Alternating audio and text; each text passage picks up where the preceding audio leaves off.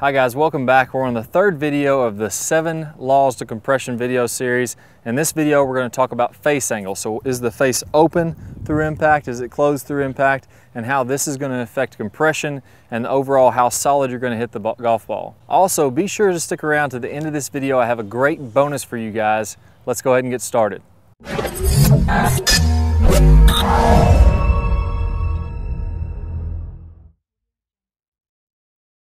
All right, so in this video, we're going to talk about a couple of myths that are out there with face control, whether the face should be open or closed through impact, playing a draw, playing a fade, and that kind of thing. And I'm going to talk about what's ideal.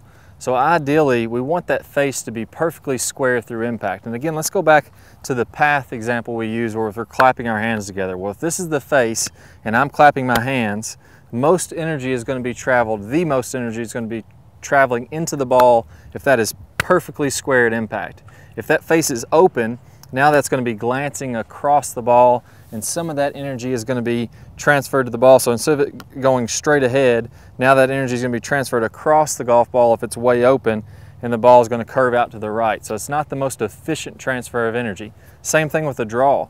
If I close this club face down, then the ball is going to hook to the left, but I'm not getting a maximum amount of transfer of energy if the face is either open or closed. So one of the biggest myths out there is, well, a draw goes farther.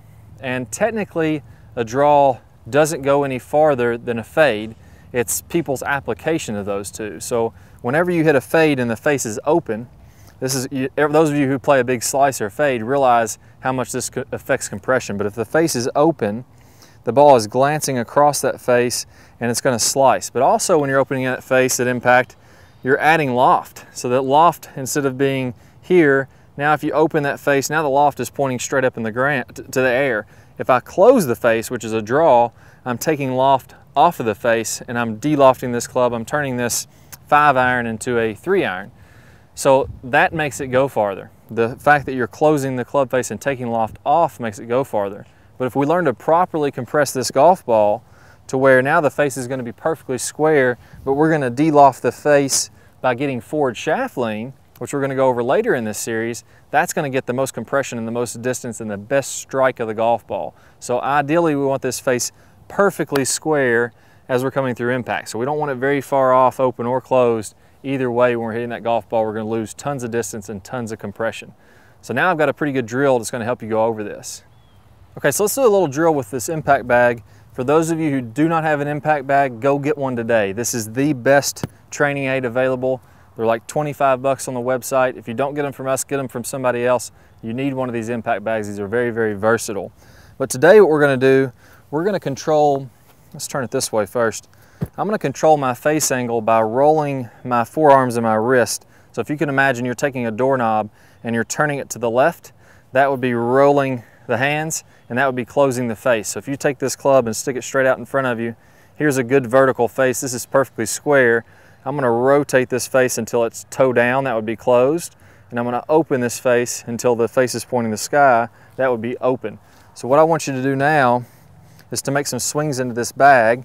First, nice and square so I can see that my face was perfectly square through impact there.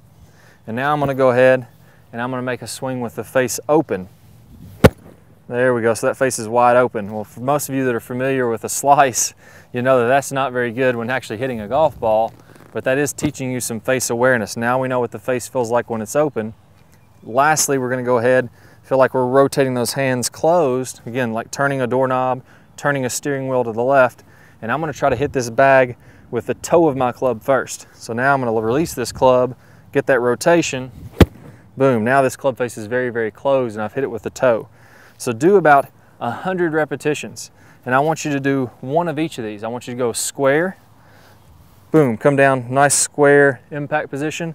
Then we're going to go open impact position, and then we're going to go closed impact position. So I'm going to rotate that face closed. Do all 3 of these, open, square, closed, open, square, closed, over and over for about 100 repetitions so that you can get a good awareness of how to use this face, and more specifically, how to use the face at impact where compression matters.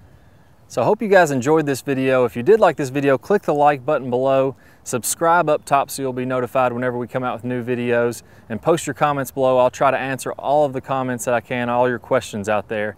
I look forward to seeing you much more in the future. But as a bonus to you guys, I'm going to include the first part of a video on how to control your club face coming from the 9 days to better ball striking video series. And that's going to start playing after I'm done here. If you want to watch this entire video for free, click the link that pops up in the bottom right hand side of your screen.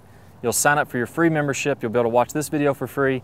Plus you'll be able to receive about 4 hours of bonus instruction on all aspects of the swing. So look forward to seeing you guys much more in the future. Good luck with your compression. Hi, I'm Clay Ballard, and today we're going to go over day 2 of your 9 days to amazing ball striking video. Today we're going to learn how to draw a golf ball, what you're going to need to do that, how exactly you go through it, and I'm going to give you a step-by-step process and just walk you through the entire thing. So if you're someone that's been struggling with slicing the golf ball for a while, this video is going to help you greatly to fix that.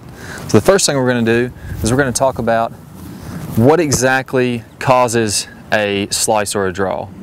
So there's 2 factors that go into whether or not you're going to get a draw or a fade on the golf ball. The first one is, what direction is your club head moving? That's what we went over on day 1. We tried to get you to swing more to the right, have the club head moving to the right, get the ball starting to the right, and then we had you swing to the left. We're getting the club head to move to the left and the ball to start to the left. So you can imagine, I'm going to set a club on the ground here. This first club is going to be the direction the club head's moving. And we're going to go over just for a draw now. So let's pretend that we're swinging out to the right. The club head is moving from left to right through the impact area.